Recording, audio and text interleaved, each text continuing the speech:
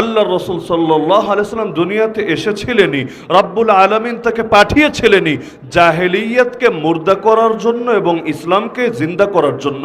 হুয়াল্লাযী আরসালা রাসূলাহু বিল হুদা ওয়া দীনিল হক। কোরআন বলে দিচ্ছে তিনি সেই আল্লাহ যিনি তার রাসূলকে পাঠিয়েছেন হেদায়েত দিয়ে এবং দ্বীন হক দিয়ে, লিইয়ুযহিরাহু আলাদ দীনি কুল্লি, যাতে করে সেই রাসূল ইসলামকে, দ্বীনকে, দ্বীন হককে, খোদার শরীয়তকে বিজয়ী করেন বাকি সকল দ্বীনের উপরে। সেই দ্বীন কোনো ধর্মের নামে হোক, সেই দ্বীন কোনো মতবাদের নামে হোক, সেই দ্বীন জাহেলিয়াতের রূপে হোক, সেই দ্বীন যেমনই হোক না কেন, সকল জাহেলিয়াত হবে মুর্দা, আল্লাহর জমিন আল্লাহর দ্বীন হবে জিন্দা। এজন্য আল্লাহ থেকে প্রেরণ করেছেন। এই লক্ষ্য আল্লাহর রাসূল সেই মক্কার জীবনে পর্যন্ত, মদিনায় না শুধু, মক্কার জীবনে পর্যন্ত এতটা স্পষ্ট রেখেছিলেন। যখন এই আবু জাহাল এবং তার অন্যান্য সাঙ্গপাঙ্গরা আল্লাহ রসুলের চাচা আবু তালেবকে এসে বুঝিয়েছিল, তোমার ভাতিজাকে থামতে বলো, বিনিময়ে সে যা চায় তাই আমরা দেব। নারী চাইলে আরবের সবচাইতে সুন্দরী নারী এনে দেব, আরে সে যদি সম্পদ চায় সম্পদের পাহাড় বানিয়ে দেব, যদি ক্ষমতা চায় তাও বলে ফেলুক, তাকে দারুন নদওয়া নামক পার্লামেন্টের মেম্বার বানিয়ে নেব। আর যদি জিনে ধরে সেটাও বলুক, আমরা সবচাইতে ভালো কবিরাজ ডেকে এনে চিকিৎসা করাবো। নাউযুবিল্লাহি মিন যালিক। আল্লাহর রাসূল তাদের এ সকল কথার পরিপ্রেক্ষিতে বলেছিলেন, ফাওয়াল্লাহ, আল্লাহর কসম করে বলছি, লাউ ওয়াদাউ শামসা ফি ইয়ামিনি ওয়াল কামারা ফি ইয়াসারি আলা আন আতরুকা হাযাল আমরা মা তারাকতুহু হাত্তা ইউযহিরাহু আল্লাহ ওয়া আহলিকা দুনাহু। আরে কিসের লোভ দেখাও, কিসের স্বপ্ন দেখাও? আমার ডান হাতে যদি আকাশে সূর্য এনে দাও, বাম হাতে যদি আকাশের চাঁদটাও এনে রাখো, তবুও তুই আদর্শ আমি ছাড়ব না, যতদিন না আল্লাহ তার জমিনে তার দ্বীনকে করবেন জিন্দা, অথবা আমি নবী হব মুর্দা, যেটাকে আমাদের ভাষায় সহজে আমরা বলি হয়তো শরিয়ত নয়তো শাহাদাত। আমাদের শেখুল হাদিস ইবনে শেখুল হাদিসও কারাগার থেকে বের হয়ে ঘরে ফেরার আগেই এই হুঙ্কারটাই ছুড়েছিল, হয়তো খেলাফত নয়তো শাহাদাত। আরে জীবনের কি দাম আছে যদি আমার জীবনের বিনিময়ে আল্লাহর জমিনে আল্লাহর দ্বীন জিন্দা করা না যেতে পারে? আবু বকর সিদ্দিক রাদিয়াল্লাহু আনহু যেভাবে গর্জে উঠেছিলেন, আয়ান কুসুদ্দিন ওয়ান হাই, আমি জিন্দা থাকতে ইসলামের মধ্যে এতটুকু ত্রুটি ঢুকবে এটা কিছুতেই মেনে নেওয়া যাবে না।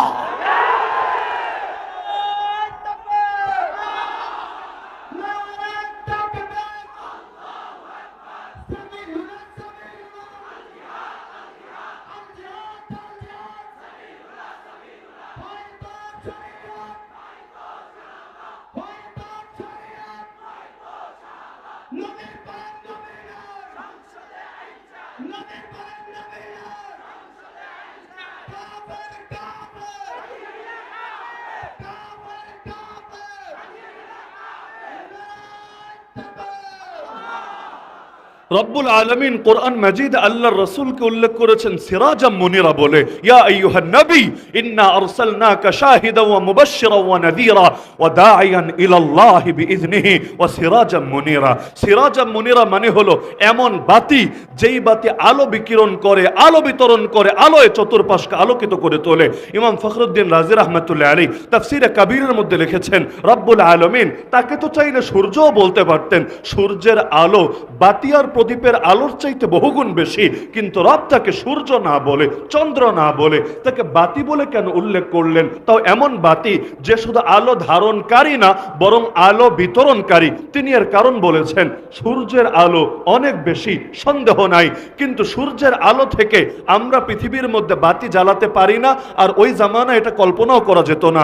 অপরদিক একটা বাতি দিয়ে লক্ষ কোটি বাতি যদি জ্বালানো হয়, তবুও প্রথম বাতির আলো তার আগুন মোটেও কমে না। তো আল্লাহর রাসূলকে আল্লাহ বাতি বলে উল্লেখ করেছেন, এমন বাতি যেই বাতি অন্যান্য বাতিকে করবে আলোকিত। সেই আলোয় সাহাবীরা আলোকিত হয়েছেন, তাবেঈরা আলোকিত হয়েছেন, হতে হতে আমরাও আলোকিত হয়েছি। কিয়ামত পর্যন্ত মানুষ আলোকিত হতে থাকবে। এমনকি অন্ধকার দূর করার ভিন্ন কোনো উপায় নাই। অন্ধকারকে যতই আলটিমেটাম দেন, যতই হুঙ্কার ছোড়েন, অন্ধকার যাবে না, ভাগবে না, পালাবে না। অন্ধকার দূর করার উপায় এটাই, হকের আলো জ্বেলে দেন, অন্ধকার লেজ গুটিয়ে পালানোর জায়গা পাবে না। ওয়াকুল জা আল হক ওয়া যাহাকাল বাতিল ইন্নাল বাতিলা কানা যাহুকা। আপনি বলুন হক এসেছে, বাতিল দূর হয়েছে, নিশ্চয়ই বাতিল দূর হওয়ারই ছিল। আজকে বাংলাদেশে যখন আপনি জুলুম দেখেন, আপনি বৈষম্য দেখেন, নির্যাতন দেখেন, নিপীড়ন দেখেন, দুর্নীতি দেখেন, খুনোখুনি দেখেন, রক্তারক্তি দেখেন, আফসোস করেন কিভাবে অন্ধকার দূর হবে, কিভাবে সমাজটা আবার আলোয় আলোকিত হবে। আরে জবাব এই আয়াতের মধ্যেই আছে। যতই অন্ধকার দূর করতে চান, যতই বৈষম্যের বিরুদ্ধে আন্দোলন গড়ে তোলেন, যতই নির্যাতন নিপীড়নের বিরুদ্ধে হুঙ্কার ছোড়েন, কোনোদিনও দূর হবে না যতদিন পর্যন্ত আল্লাহর দ্বীনের আলো এই সমাজের মধ্যে আলোকিত না করেন। আরে আলো জ্বালিয়ে দেন, অন্ধকার এমনি বিদায় নেবে। আলো জ্বালাবেন না, অন্ধকারকে ইনভাইট করতে হবে না, আপনা আপনি এসে শিকড় গাড়বে। সুতরাং বাংলাদেশকে যদি আলোয় আলোকিত করতে চান, পৃথিবীর প্রতিটা ইঞ্চি ইঞ্চি মাটিকে যদি আলোয় আলোকিত করতে চান, উপায় একটাই, রাস্তা একটাই, আল্লাহ নবীর শরীয়তকে, আল্লাহ নবীর আনিত দ্বীনকে, আল্লাহ নবীর খেলাফত, তার প্রতিনিধিত্বকে সমাজের মধ্যে বাস্তবায়ন করেন। ইনশাআল্লাহ এই আলো যখন জ্বলে উঠবে, বাতিল লেজ গুটিয়ে পালাতে বাধ্য হবেই হবে।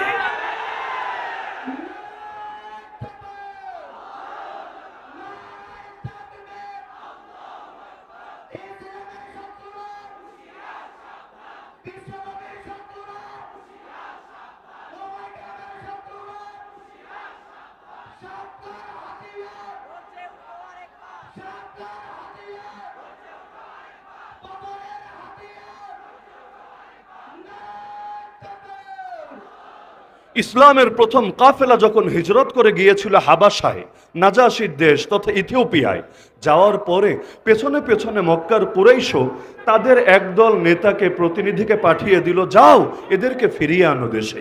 তারা গিয়ে নাজাশিকে বলতে শুরু করলো, বাদশাহ এরা জঙ্গি, এরা উগ্রবাদী, এরা মৌলবাদী, এরা টেরোরিস্ট, আমাদের দেশ তো বরবাদ করেছেই, এখন আপনাদের দেশে আশ্রয় দিলে এটাও বরবাদ করবে, এদেরকে ফিরিয়ে দেন আমাদের হাতে, আইনের শাসন নিশ্চিত করব, আমরা জঙ্গিবাদের বিরুদ্ধে দুর্বার আন্দোলন গড়ে তুলব, ওয়ার ওয়ান টেরর পরিচালনা করব।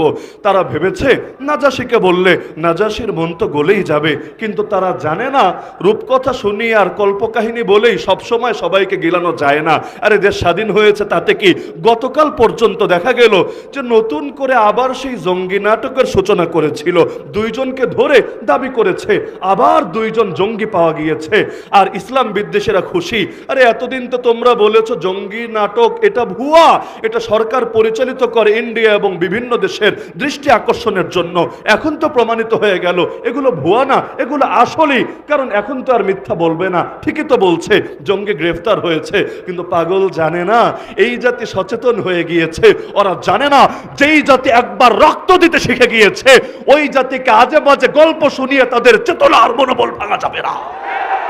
তো যার কারণে গোটা জাতি যখন গর্জে উঠেছে, আরে কিসের জঙ্গি নাটক দেখাচ্ছ, আমাদেরকে প্রমাণ দিতে হবে। আর স্বাধীন বাংলায় এই আমেরিকার শেখানো বুলি, ওয়ার ওয়ান টেরর, জঙ্গিবাদের কেচ্ছা চলবে না। আজকে দিনটা শুরু হতে না হতে বলল থুক্কু, সরি আমাদের ভুল হয়েছে, আসলে শব্দটা হবে নাশকতাকারী, মিস্টেক বশত জঙ্গি শব্দ কোন পত্রিকায় লেখা হয়ে গিয়েছে। তার মানে জাতি যদি জেগে ওঠে তখন তাদেরকে বিভিন্ন আজে বাজে গল্প শুনিয়ে ঘুম পাড়িয়ে রাখা যায় না। তো নাজাশিকে বলল ফিরিয়ে দেন না আমাদের কাছে। এখন নাজাশি বললেন তোমাদের একপাক্ষিক কথা শুনে আমি বিচার করতে পারি না, ওদেরকে ডাকার হলো। সেখানে জাফর তাইয়ার রাদিয়াল্লাহু তাআলা আনহু তার সামনে গিয়ে ছোট্ট একটা ভাষণ দিলেন। এই জাফর সেই জাফর, আল্লাহ রাসূল সাল্লাল্লাহু আলাইহি ওয়াসাল্লাম এক জিহাদে যাকে নেতা বানিয়েছিলেন, সেনাপতি বানিয়েছিলেন, সেই জিহাদের মধ্যে ডান হাত দিয়ে ঝান্ডা ধরে রেখেছিলেন। এক কাফের এসে তরবারি দিয়ে আঘাত করে ডান হাতটা কেটে ফেলেছিল। আরে হাত গেছে তাতে কি, কালেমার ঝান্ডা জমিনে পড়বে, এটা কি মুসলমান মেনে নিতে পারে? বাম হাত দিয়ে ধরে নিয়েছে ঝান্ডা।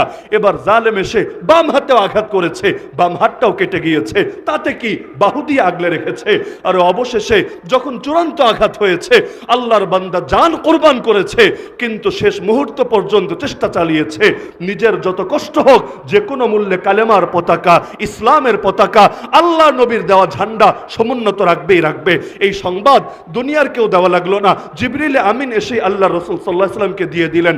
আল্লাহ রসুল মদিনার সাহাবীদেরকে মদিনার মসজিদে একত্রিত করে সংবাদ শোনালেন। তার চোখ থেকে পানি ঝরছিল।